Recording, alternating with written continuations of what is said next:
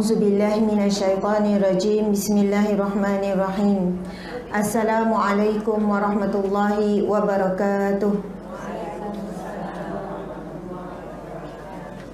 Alhamdulillahi rabbil alamin. Hamdan lillah, salatan wa salaman ala rasulillah, Sayyidina wa maulana wa habibina wa syafi'ina Muhammad ibni Abdillah wa ala alihi wa ashabihi awliyaillah. Allahumma aftah alaina hikmataka wa anshur alaina min khazaini rahmatika ya arhamar rahimin. Allahumma arzuqna fahman nabiyyin wa hifzal mursalin wa ilhamal malaikatil muqarrabin wal afiyata lil muttaqin wal udwana 'alal zalimin. Allahumma inna duha'uka, ya Allah, sesungguhnya waktu duha ini adalah duhamu. Wal baha'a baha'uka, segala keagungan itu adalah keagunganmu. Wal quwwata quwwatuka, segala kekuatan itu adalah kekuatanmu. Wal qudrata qudratuka, segala kudrat itu adalah kudratmu. Wal ismata ismatuka, segala kesucian itu adalah kesucianmu. Allahumma in kana rizqina fis sama fa anzilhu, ya Allah, sekiranya rizki kami di langit maka turunkanlah. Wa in kana fil ardi fa akhrijhu, sekiranya rizki kami di dalam perut bumi maka keluarkanlah. Wa in kana haraman fatahhiru, sekiranya rizki itu kotor, ya Allah, maka sucikanlah untuk kami. Wa in kana ba'idan faqaribhu, sekiranya rizki itu jauh maka dekatkanlah. Wa in kana mu'assaran fayasiru, sekiranya rizki itu sukar ataupun sempit maka mudah dan lapangkanlah untuk kami, ya Allah.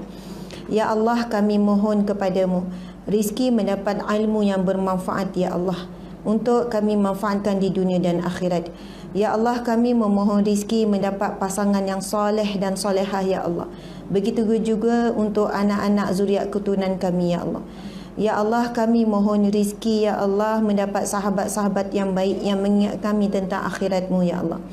Ya Allah, kami mohon rizki hati yang memenuhi rasa cinta terhadapmu, ya Allah. Hati yang memiliki rasa cinta dan rindu kepada Rasulullah sallallahu alaihi wasallam. Hati yang mempunyai rasa cinta dan rindu kepada syurgamu, ya Allah. Ya Allah, ya Rahman, ya Rahim, kami mohon rizki, ya Allah, diberikan harta benda yang barakah, harta benda yang bermanfaat untuk dunia dan akhirat kami, ya Allah. Seandainya harta dunia itu menjauhkan kami daripadamu, ya Allah, maka kami redha untuk kau ambil dalam apa jua cara sekalipun, ya Allah. Ya Allah, kami mohon rizki mendapat zuriat keturunan anak-anak kami, ya Allah. Anak-anak yang soleh dan solehah, penyejuk hati, penyejuk mata, ya Allah. Ya Allah, kami mohon rizki kesihatan, ya Allah, agar kami kuat untuk melakukan ibadah ketaatan kepadamu, ya Allah. Kami mohon, ya Allah, rizkikanlah kami menjadi isteri yang solehah, yang sabar, yang redha terhadap suami kami, ya Allah. Seorang ibu yang misali, jadi contoh yang terbaik buat anak-anak kami, ya Allah, yang tidak akan berhenti mendoakan anak-anak walaupun dalam keadaan hati kami terluka, ya Allah. Ya Allah, rizkikanlah kami menjadi seorang anak kepada kedua orang tua kami, anak yang soleh dan solehah, ya Allah. Agar ibu kami, ya Allah, merasa bertuah kami lahir daripada rahimnya, ya Allah. Agar bapa kami merasakan air tangannya dalam membesarkan kami ini, ya Allah. Walaupun mereka telah pun tiada di muka bumi ini, ya Allah, jadikanlah mereka ibu bapa yang paling berbahagia di sisimu, ya Allah, dengan amal ibadah istighfar kami yang tanpa henti untuk mereka, ya Allah.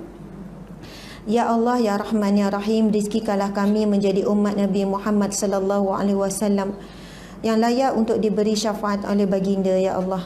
Ya Allah, rizkikanlah kami menjadi hamba-Mu yang taat, ya Allah. Ya Allah, pada pagi yang barakah ini kami mohon sebesar-besar rizki daripadamu, ya Allah, iaitu rizkikanlah kami syurga-Mu, ya Allah. Rizkikanlah kami syurga-Mu, ya Allah. Rizkikanlah kami syurga-Mu, ya Allah. Haramkanlah untuk kami neraka-Mu, ya Allah, walaupun sekadar satu kelipan mata, ya Allah. Ya Allah, rizkikanlah kami jalan-jalan menuju ke syurga-Mu, ya Allah. Jalan-jalan orang yang menuntut ilmu, jalan-jalan orang yang sabar, jalan-jalan orang yang ikhlas di dalam agama-Mu, ya Allah. Rabbana atina fid dunya hasanah wa fil akhirati hasanah wa qina azaban nar wa qina azabal qabri wa qina azabal mahsyar. wa sallallahu ala sayyidina Muhammadin wa ala alihi wa sahbihi wasallam. Walhamdulillahi rabbil alamin. Amin ya rabbal alamin. Taqabbalallahu minkum minna wa minkum taqabbal ya karim. Alhamdulillah, alhamdulillahi rabbil alamin. Hamdan lillah, segala puji bagi Allah. Wassalatu wassalamu ala asyrafil anbiya'i wal mursalin wa ala alihi wa sahbihi ajma'in. Selawat dan salam buat Nabi Muhammad sallallahu alaihi wasallam, kekasih Allah, kekasih hati kita juga, insan yang kita sangat rindu, insan yang kita mengharapkan satu pertemuan dengan Rasulullah sallallahu alaihi wasallam. Mudah-mudahan kita bertemu di padang mahsyar dalam keadaan yang baik, sebagaimana hadis Nabi sallallahu alaihi wasallam. Nabi bersabda, orang yang paling dekat dengan aku di hari kiamat kelak, di padang mahsyar kelak, adalah orang yang paling banyak berselawat ke atasku. Pertama. Hadis yang lain Nabi sebut, orang yang paling dekat denganku di hari kiamat kelak, antara orang yang paling dekat dengan aku di hari kiamat kelak adalah orang yang paling baik akhlaknya. Banyaklah hadis Nabi yang menunjukkan ciri-ciri orang yang akan rapat dekat dengan Rasulullah di padang mahsyar. Insya-Allah seterusnya masuk ke syurga Allah bersama dengan Rasulullah sallallahu alaihi wasallam. Kita hanya mampu berdoa dan mengharapkan rahmat Allah.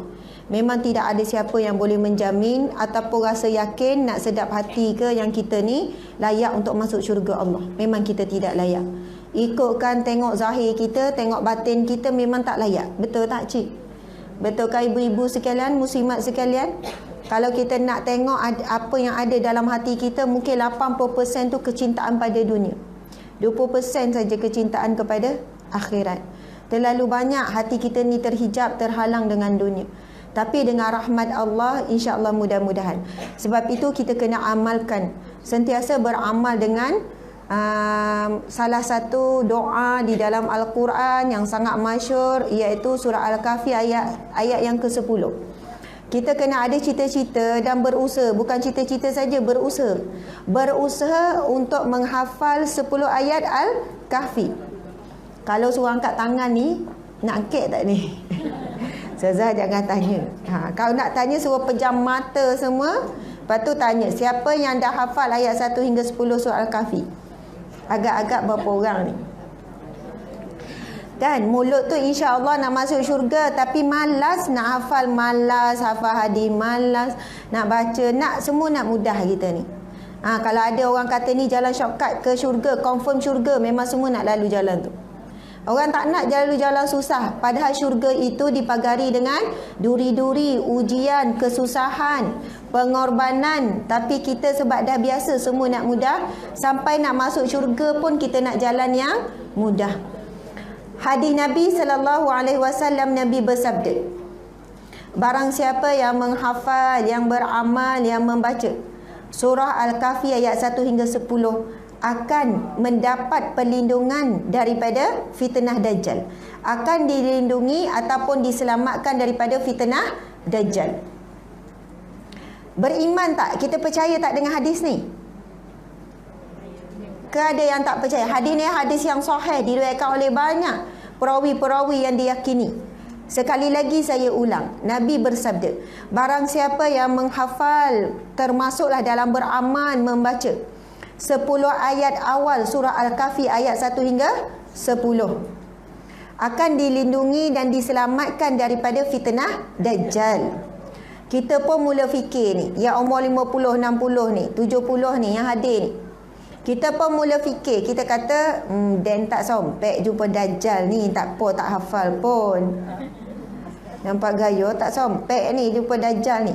Dia tak sedar kuncu-kuncu tentera-tentera Dajjal tu dah lama ada, sejak daripada kita sebelum lahir lagi. Sebenarnya Dajjal ini adalah satu lambang kepada dunia. Betul tak? Imam Mahdi Nabi Isa lambang kepada akhirat. Maksudnya fitnah-fitnah Dajjal ni fitnah-fitnah dunia. Bukan semesti Dajjal yang betul-betul tu keluar tu nanti. Setiap hari pun kita perlu beramal dengan ayat ini supaya kita selamat daripada fitnah dunia. Dajjal tu lambang kepada dunia. Subhanallah. Dan mudah-mudahan ya, kalau kita di sini wan-wan ni, ramai wan-wan ni, kan, beramal, baca, hafal 10 ayat surah Al-Kahfi ni, Allah bagi hidayah, Allah bagi petunjuk kepada anak cucu kita untuk baca. Mungkinlah hari ni kita suruh anak cucu kita, dia orang tak heran pun nak baca, nak hafal ke apa kan. Tapi berkat kita ni gigih duk baca, pasu pesan, dia orang pun tak layan. Lepas meninggal barulah dia orang ingat. Mak pesan dulu berapa kali, banyak kali supaya hafal ayat 1 hingga 10. Bukan semestinya Dajjal yang betul tu, tapi fitnah-fitnah dunia yang begitu banyak. Kalau kita tengok ayat yang ke-10, ayat yang ke-10 tu ada satu doa. Rabbana atina min ladunka rahmah wa hayyi lana min amrina rasyada. Ayat yang ke-10. Doa tu doa siapa tu? Doa Ashabul Kahfi. Ketika dia lari daripada pemerintah yang zalim, raja yang zalim tu. Dalam dia lari tu nak menyelamatkan apa? Akidah. Sebab ramai dah kena bunuh, ramai yang murtad dah ni. Hari ini setiap hari pun kita sedang sentiasa berlawan dengan menyelamatkan iman kita. Kita kata kita beriman, pakaian kita nampak seperti orang beriman, lidah kita macam sebut perkataan-perkataan yang menunjukkan keimanan. Tapi hati kita ni tidak ada siapa yang boleh tahu melainkan Allah. Sebab itu ramai mana orang yang nampak zahirnya beriman soleh, tapi rupanya amalannya ditolak, dicampak semula ke mukanya ataupun ke muka bumi. Sebab apa? Soal ikhlas. Betul kan? Soal ikhlas, keyakinan. Kita dengar hadis Nabi itu, kita dengar firman Allah macam-macam. Tapi tak ramai yang yakin pada lidah, tapi di hati tak yakin. Sebab apa di hati kata tak yakin? Memang terbuktilah kalau betul yakin dah lama dah hafal tu. Tak hafal bermaksud tak betul-betul yakin. Ataupun kita rasa kita yakin yang kita boleh selamat daripada fitnah Dajjal walaupun tak buat persiapan. Ini bukan yakin ni. Ini hanyalah angan-angan. Kita duk berangan kita ni insya-Allah boleh jawab, Dajjal tanya jawab je lah. Macam anak saya pesan, Umi kalau Dajjal tanya Umi esok, sebab kita esok kena ikat dengan Umi. Masa tu dia orang borak sama dia orang dalam kereta. Dia orang cakap, dia orang dengar dah cerita tu dengan ustazah dia orang kan. Yang darjah 3 tu cakap, Umi esok kami kena ikat dengan Umi dekat tiang, Abi yang ikat. Sebab kan ada hadis Nabi, ikatlah isteri-isteri kamu dan anak-anak kamu pada tiang-tiang rumah kamu kerana yang paling ramai menjadi pengikut Dajjal ada di kalangan mereka. Jadi dia orang pun buat kesimpulan macam tu. Lepas tu nanti bila Dajjal tanya soalan pada Umi, dia pesan, tanya soalan nak sembah tak dia, Umi jawab macam ni. Dia ajar saya lah suruh jawab. Umi jawab macam ni, Umi jawab, kalau kamu Tuhan, sembuhkanlah mata sebelah lagi tu. Sembuhkanlah mata sebelah lagi. Jadi Dajjal tak boleh menyembuhkan mata dia yang buta. Jadi maksudnya dia bukan Tuhan lah. Sebab dia tak boleh sembuhkan. Lepas tu ada yang darjah 1 menyampuk. Tak apa, jangan bimbang. Umi kita ustazah, mesti boleh jawab. Dia orang borak sama kita, jangan risau. InsyaAllah. Umi ustazah, Umi boleh jawab. Saya masa tu kan memanglah gelak, tapi ada rasa takut. Sebab yang menjawab, yang berhadapan ketika itu bukan lidah kita hari ni yang bercakap, bukan pakaian kita, tapi betul-betul iman di dalam dada. Masa tu memang tak boleh menipu. Orang ikhlas, orang tak ikhlas, orang beriman ke, orang munafik ke, semua akan menyalahkan dia yang sebenar. Dia yang sebenar. Sekarang kita ni kadang-kadang kita memanglah nampak soleh, soleha, lembut, warak, alim, siqah. Betul kan? Tapi maksiat kita secara sembunyi dengan Allah, hakikat akhlak kita dan sebagainya. Allahu Akbar.